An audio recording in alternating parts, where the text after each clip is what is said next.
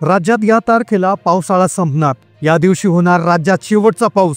पावसाळा केव्हा संपणार याची तारीख आता जाहीर झाली. सप्टेंबर महिन्यातील महाराष्ट्रात पाऊस कसा असणार या संदर्भात अतिशय धक्कादायक बातमी हवामान विभागाने दिली. हवामान विभागाचा धक्कादायक अंदाज जाहीर. सप्टेंबर महिन्यामध्ये किती दिवस पाऊस चालू राहणार, कोणत्या 10 जिल्ह्यात एक थेंबही पाऊस पडणार नाही आणि कोणत्या 12 जिल्ह्यामध्ये ढगफुटी होणार याची यादी हवामान विभागाकडून आली.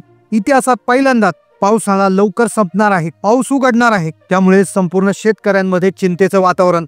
सप्टेंबरमध्ये पावसाचं वातावरण हे संपूर्ण राज्यात वेगवेगळ्या पद्धतीने असणार आहे. जून, जुलै, ऑगस्ट महिन्यात जिथे चांगला पाऊस पडला तिथे सप्टेंबर महिन्यात एक अत्यंत चिंताजनक बातमी समोर आली.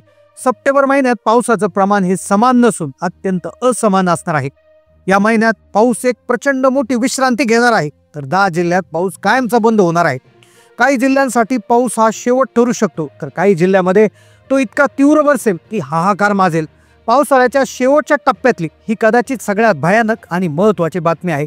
हवामान विभागाला देखील घाम फुटला जेव्हा एक विशेष प्रणाली बंगालच्या उपसागरात तयार झाली, जी आता संपूर्ण पाऊस एका क्षणात बंद करणार आहे. कारण पहिल्यांदाच हवामान विभागाने सप्टेंबर महिन्याचा इतका सविस्तर आणि सुधारित अंदाज वर्तवला. हवामान विभागाने पूर्ण सप्टेंबर महिन्यासाठी सगळ्या जिल्ह्यांचा अंदाज वर्तवलेला आहे. त्यामुळे हा अंदाज चुकणार नाही. तुमच्या जिल्ह्यात पाऊस कसा असणार हे पाहिल्याशिवाय व्हिडिओ बंद करू नका, कारण की 10 जिल्ह्यामध्ये पावसाळा संपणार आहे. 10 जिल्ह्यात प्यायला पाणी उरणार नाही, तर 12 जिल्ह्यामध्ये प्रचंड ढगफुटी होणार आहे. अत्यंत धोकादायक वातावरण महाराष्ट्रात निर्माण होणार आहे. त्यामुळे सप्टेंबर महिन्यात प्रत्येक जिल्ह्यांची वेगळी यादी पावसानुसार जाहीर झाली. कोणत्या 10 जिल्ह्यात पाऊस बंद होणार त्याची वेगळी यादी आहे. 12 जिल्ह्यात ढगफुटी होणार त्याची अगदी अत्यंत धोकादायक यादी त्या ठिकाणी असणार आहे.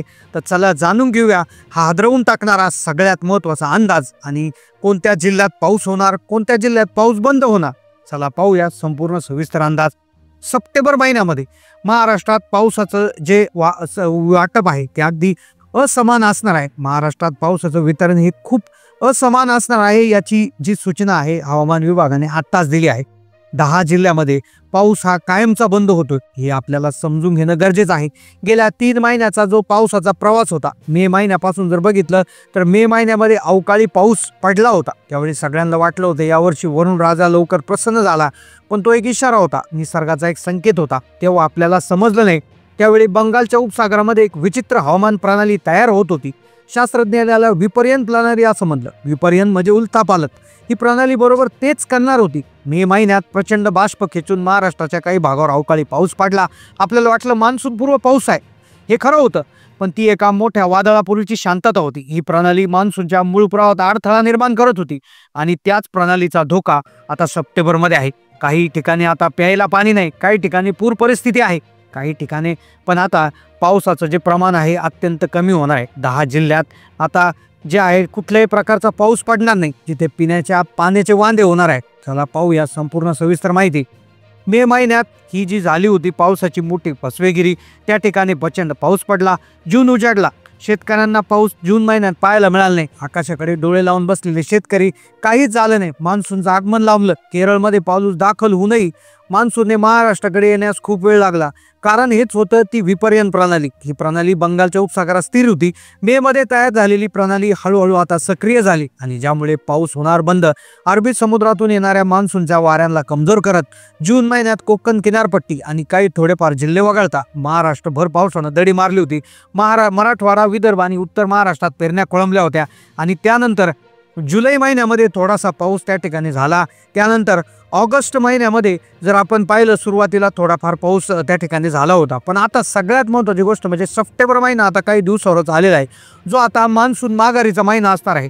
पावसाळा बंद होण्याची तारीख डायरेक्ट जाहीर झाली आहे.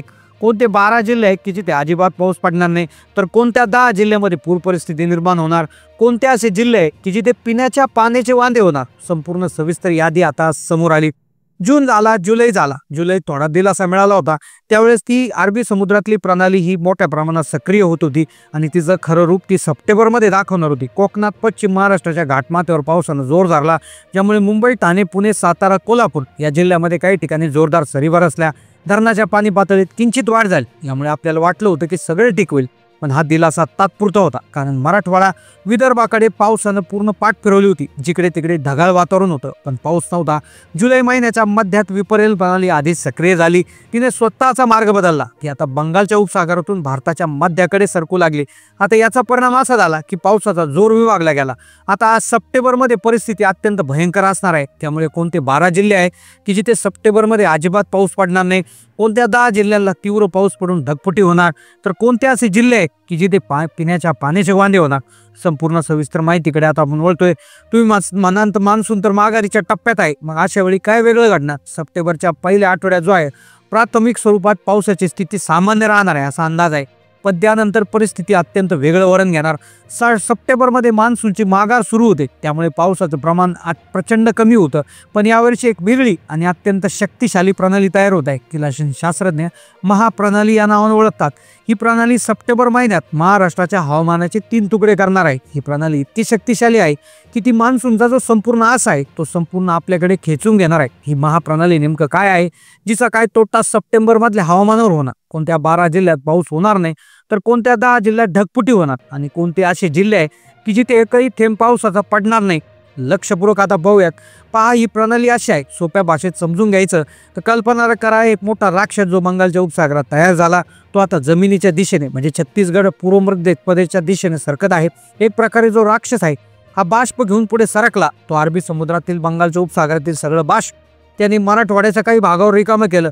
आता तुम्ही पाहिलं असेल 2-4 दिवसापूर्वी मराठवाडा, पश्चिम महाराष्ट्र, कोकण किनारपट्टीच्या भागामध्ये प्रचंड पाऊस त्या ठिकाणी होणार आहे. आणि सप्टेंबर महिन्यात ऑक्टोबर हिट सारखा उकाडा तुम्हाला जाणवू लागणार आहे. इतकी गंभीर परिस्थिती आता होणार आहे.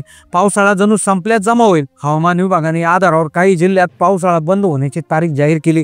साधारणपणे 10 सप्टेंबर नंतर जो पाऊस असणार आहे तो शून्यवत होणार आहे. आता विचार करा, एका राज्यात 3 प्रकारची परिस्थिती, 2 टोकाच्या परिस्थित्या होणार आहे.